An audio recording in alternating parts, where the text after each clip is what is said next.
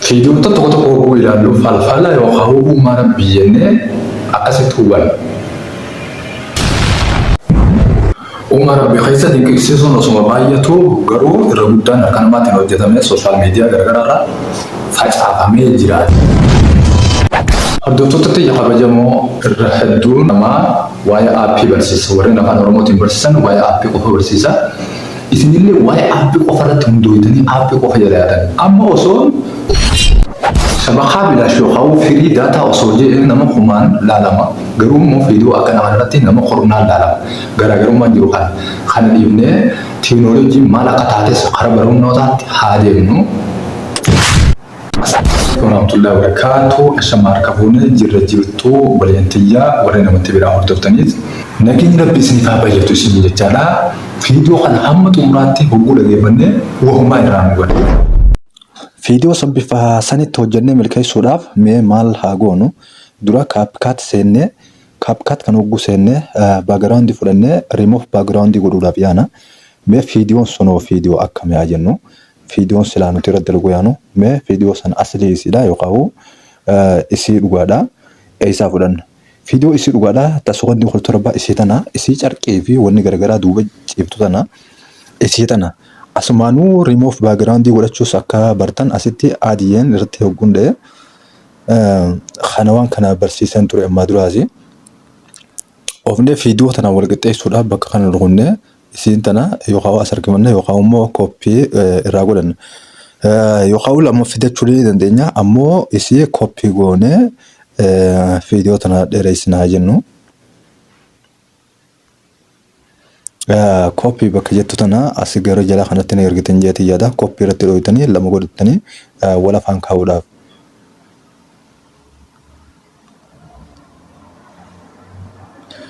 Egaa wal afaan keenya akkatti dheereessinee booda asitti wal qixa kanarratti adda hunnee isa kana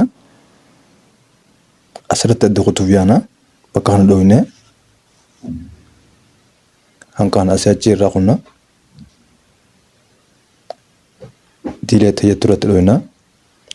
Akka ammoo wanni kun wanni ittiin hojjennu kun mul'anne bakka kana dhooynee ammas diileetitti deemina.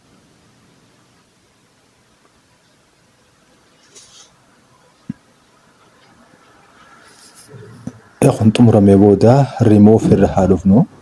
Remove background goona. Remove background bakka kana yeroo tokkoof fiidiyoo gad dhooynee remove background jettu tana asirratti haa dhooynu.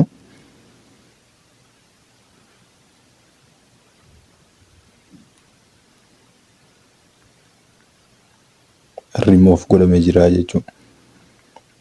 Backgroundiin fiidiyoo teenya duudhaa dhabamee jira. Amma akkuma ilaaltanii gartan kana remove ta'ee jira backgroundiin.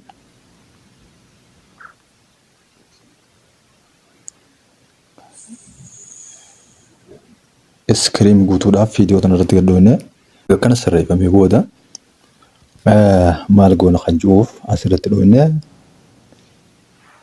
save godhanna. Fiidiyoo kana tolchuudhaaf akkuma beekamu appilikeeshinii fiidiyoo ta'an akkana kana tolchuu KineMaster. KineMaster seennee bifuma salphaatti fiidiyoo sana hojjennee haa ilaallu. KineMaster hogguu seennu fiidiyoo saniin fidadhee dhufaa jennu. Fiidiyoo kana asirratti dha'ee fiidiyoo reefu haa qophaa'e sana asirratti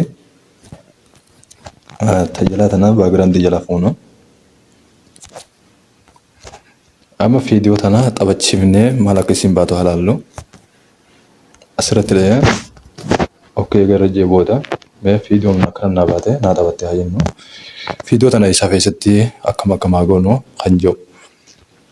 Fiidiyoon tun eega deemtee as geessee booda achi seenuu irratti asirratti dhooynee walakkaa yeroo takkaaf dhooynu. Yookaan isa kanatti dhiibnee hamma asitti oofna. Hamma asitti oofnee mee duuba deebiseen asirratti walakkaa fiidiyoo tana gad dhooynee asuma maqasa dhooyna. Bifuma salphatti isa kana uumuudhaaf bakka kanatti maqasa gara jalaa kanarratti walakkaa dhooynee adda murree asirratti save bakka raayitii goonee save goona. Raayitii asirratti raayitii tana dhooynee save goona. Gara xumuraatti ammaas as harkifannaa. Egaa as harkifnee booda bakka silaa viidiyoon suuraan ta'uu walitti dhufu ta'ee sun irratti asirratti dhoofne viidiyoo guutuu irratti bakka kanatti haa dhoofnu. Maqasuma irratti dhoofne ammaasoo egaa walakkaa dhoofne asirratti ammaasoo ni dhoofna. Ispiilii kanarratti egaa dhoofne booda raayit irratti goona. Bakka lamatti adda murree jira. Mee duuba deebina viidiyoo tana. Viidiyoo tana duuba deebina. Amma maal haa goonu asirratti jarri kun adda mummuramanii waan jiraniif asirratti dhoofna.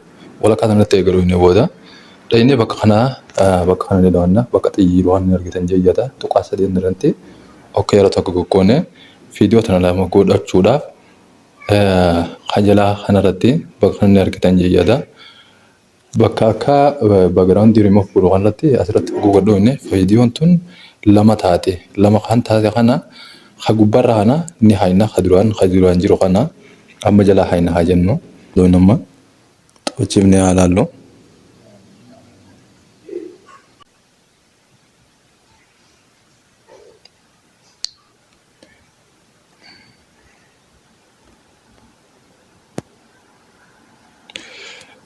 Mee sagalumatti haafnummaa sagalee bakka tana dhoofne muuziqaa bakka jettu tana asirratti immoo sagaloonni garagaraa kan waraabbiidha. Kan ammoo duraan kennametti argamuu fi kun hedduu argama. Kanaaf immoo asirraa mee tokkuma filannee irra keenya.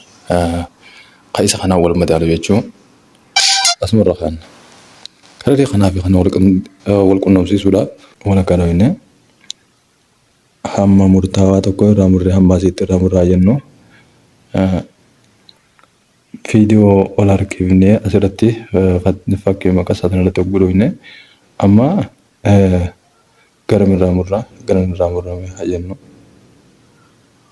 asii achi irraa murraa wal qixxeessuudhaaf jecha amma asii achi irraa muruudhaaf kan irra dhuunee murraa sagaleedhaaf wal qixxaatanii ammoo sagalee tana akka viidiyoo sana wajjin walitti deemtuuf yookaan sagaleedhaan wajjin walitti deemtuuf dhoofnee takkatti walakkaa galirra rukunnee sagalee tana yookaan irraa hirribna yookaan itti guutuudhaaf fakkiin sagaleedhaa tunne jirti. Fakkii sagaleedhaatti guddoofne bakkoota nama yoo nufi dhibbira jiraattee dhibba lamatti ol fudhattanis yoo nufi isinirraa xiqqaattee yoo nufi immoo xiqqeessuu feetan asirratti gadhoofne anamma irraa gad xiqqeessee xiqqishuma akka inni dhagamu godhu waan hin fedhuuf asirratti mee amma qixxaam takkaan akka deemtu lalla.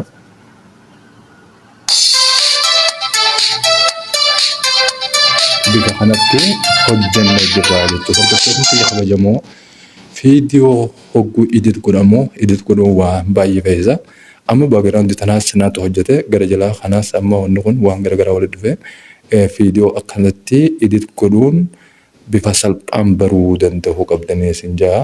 Warreen ammoo viidiyoota garagaraatiin karaa faayila fayyadamtan subscribe like godhuu hin dagatinaa. Akkuma yeroo duratti barnoota hedduu irraa argattu isin jaa. Nagayaan naaf tura.